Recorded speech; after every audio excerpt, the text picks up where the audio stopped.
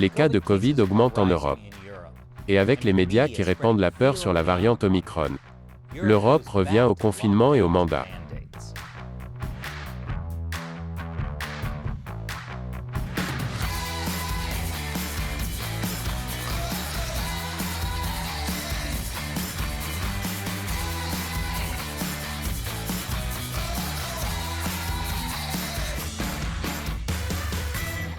Bienvenue à l'émission Amérique dévoilée, je suis Chris Chappell. Cet épisode est sponsorisé par Blinkist. Vous voulez lire des livres qui vous rendent plus confiant et plus instruit? Mais vous n'avez pas assez de temps? Eh bien, Blinkist vous donne accès à des milliers de titres étonnants sous forme de livres audio. C'est un moyen facile de devenir plus instruit chaque jour. Je vous en dirai plus à la fin. Donc, l'Europe est redevenue l'épicentre du Covid. Avant ça, l'Europe était juste l'épicentre des émeutes de football. Le truc le plus nul pour faire une émeute à part les ballons.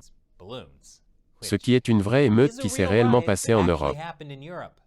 En parlant de ballons, le nombre de nouveaux cas de Covid et de décès. Ils ont atteint des sommets historiques. Durant la première semaine de novembre, plus de 60% des 3,1 millions de cas de Covid-19 signalés dans le monde venaient d'Europe. Le coronavirus prend le personnel hospitalier ainsi que les politiciens au dépourvu. En Allemagne, les services d'urgence comme celui-ci, près de Munich, se remplissent si vite qu'un patient a été envoyé en Italie pour y être soigné. La Belgique connaît aussi une recrudescence. Les médecins y tirent la sonnette d'alarme et préviennent que si les cas continuent d'augmenter, les hôpitaux débordés pourraient bientôt être contraints de rationner les soins. Nous sommes confrontés à une situation difficile alors que nous entrons dans la période hivernale. Je ne peux pas croire que ça n'arrive pas en Floride. La bonne nouvelle est que l'homme de Floride n'est plus le pire.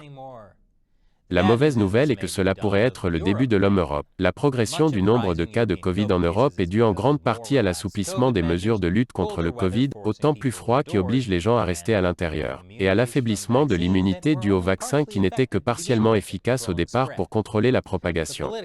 Mais sur le plan politique, l'augmentation des cas est imputée aux personnes non vaccinées, qui représentent la grande majorité des hospitalisations. Bien que l'Europe ait globalement des taux de vaccination plus élevés que les États-Unis, environ un tiers des Européens ne sont toujours pas vaccinés. Et je pense que nous savons lesquels. Beaucoup de politiciens n'aiment pas ça. Et ils appellent cela une pandémie de non-vaccination.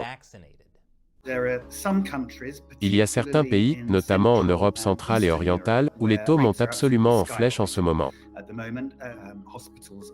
Les hôpitaux sont à un point de rupture. Il y a quelques semaines, c'était la Bulgarie et la Roumanie.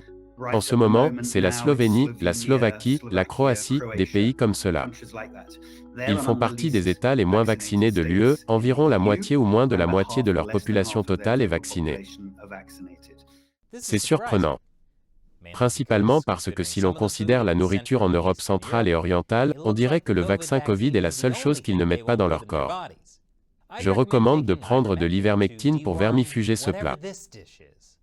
Avec le temps plus froid et l'arrivée de la variante Omicron, de nombreux dirigeants européens cherchent à agir rapidement. Leur solution?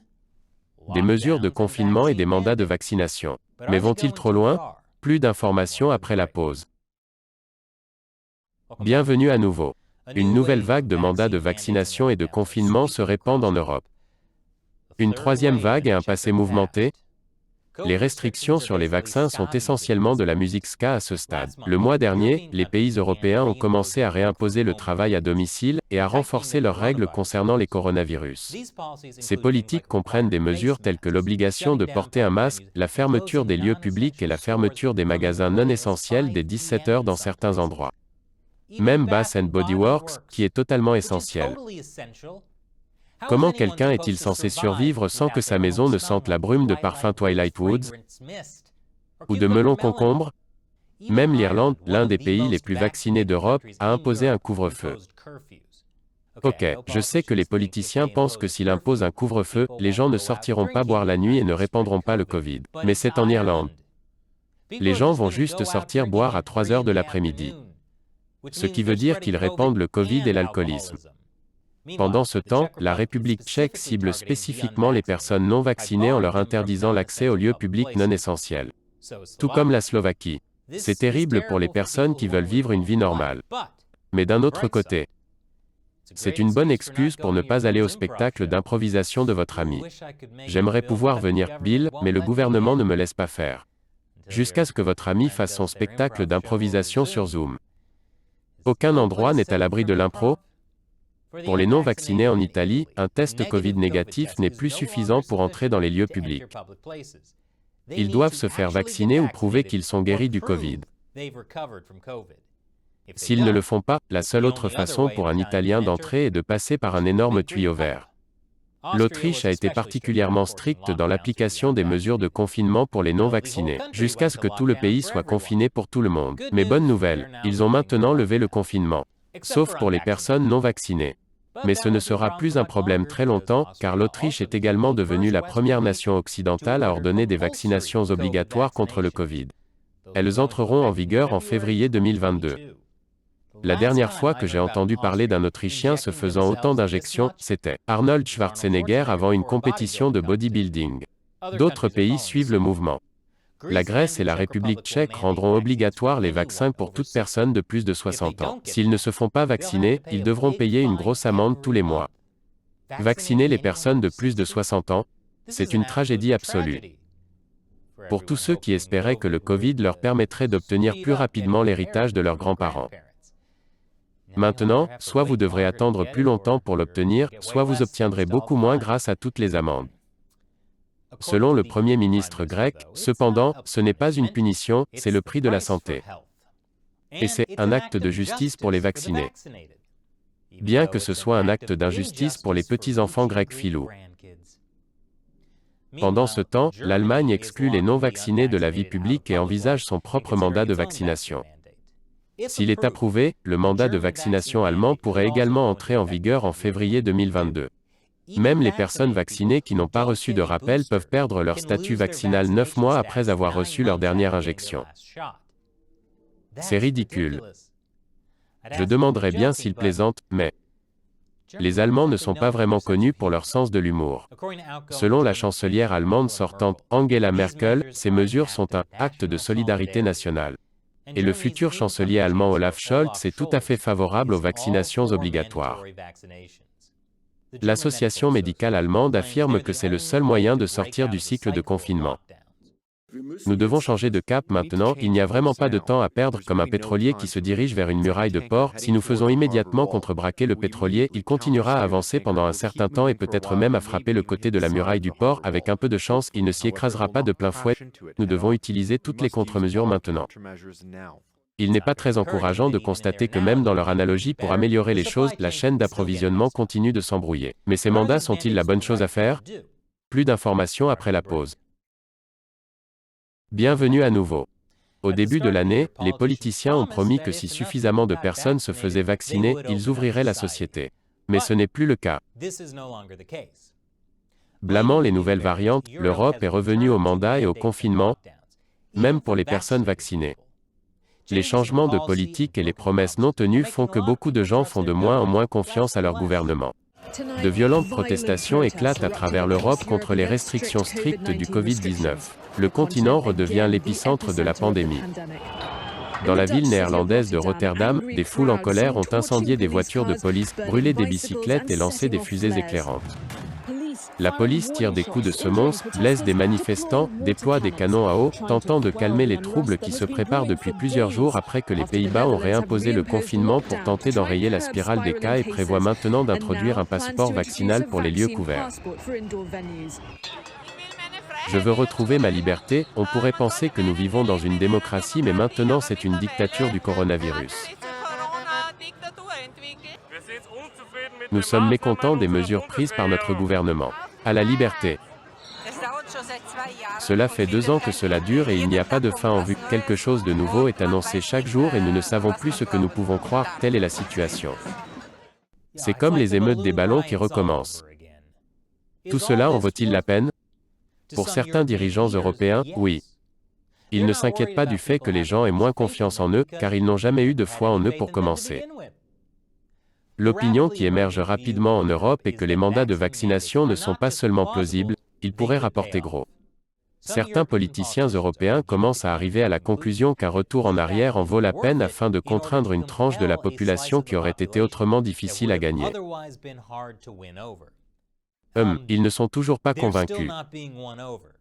Ils ont été forcés. Je suis presque sûr que ce n'est pas la même chose. C'est comme si une brute disait qu'elle avait gagné son camarade de classe en se frappant elle-même. Et de nombreux experts en santé publique affirment que ces mandats de type État policier ne fonctionneront pas vraiment. Un ancien président du comité de médecine de santé publique de l'Association médicale britannique déclare: le problème de la vaccination obligatoire est qu'elle ne résout pas nécessairement les problèmes de faible adhésion. Elle est difficile à mettre en œuvre. Comment, en pratique, vacciner quelqu'un qui refuse son consentement? Je pense que ça ressemble à quelque chose comme ça. Et, c'est quoi ça, là-bas, Jab? Ce n'est pas contraire à l'éthique. C'est justice pour les vaccinés. Ou vous pouvez donner des amendes aux gens, bien sûr, mais ils peuvent ne pas payer les amendes. Je veux dire, les Grecs ne paient même pas leurs impôts et maintenant vous attendez d'eux qu'ils paient une amende pour n'avoir littéralement rien fait? Plus d'un tiers des Grecs ne sont pas vaccinés, ne sont pas épilés et ne paient pas d'impôts. Certains signes indiquent que si vous imposez des vaccins, un peu plus de gens se feront vacciner, mais ils n'en seront pas heureux. C'est comme être traîné à la fête de Noël de votre petit ami au travail. Tu n'aimes même pas tes collègues, alors pourquoi penses-tu que je vais aimer ça? Les partisans du mandat soutiennent que c'est éthique car cela empêchera les morts inutiles. Ces mandats peuvent également empêcher les gens d'utiliser les ressources de santé qui pourraient être utilisées pour les urgences. Et dans les pays où le gouvernement gère tous les soins de santé, c'est le gouvernement qui paye pour vos soins de santé. Le gouvernement estime donc qu'il a également le droit de vous dire quelles mesures vous devez prendre pour rester en dehors de ces hôpitaux, comme vous faire vacciner. Mais pourquoi s'arrêter là? Pourquoi ne pas les forcer à faire d'autres choses pour ne pas entrer dans leurs hôpitaux? Comme arrêter de manger des aliments d'Europe centrale et orientale. Comme nous l'avons mentionné dans une vidéo précédente, imposer des règles strictes sans consentement peut créer des problèmes à terme. Par exemple, en cas d'urgence future, les gens ne feront pas confiance à ce que le gouvernement leur dira de faire. Selon le responsable de l'économie et de la politique de la santé à l'Institut des études avancées de Vienne, les mandats creusent le fossé dans notre société. Et les mandats de vaccination pourraient bien servir d'incitation à une plus grande radicalisation. Un conseiller de l'OMS affirme que les régimes obligatoires pendant une crise seront contre-productifs. Car, lorsque les gens ont ce que nous appelons des théories du complot ou qu'ils ont des croyances erronées ou des malentendus, ils ne feront que renforcer leurs opinions. S'appuyer sur les mandats pourrait également être une pente glissante vers des mesures plus autoritaires. Il suffit de regarder l'Australie. Ils ont littéralement des camps de quarantaine. Les personnes qui y ont été détenues les qualifient de déshumanisants. Une Australienne, qui n'avait même pas été testée positive au Covid, a raconté son expérience après avoir été détenue de force dans l'un d'eux.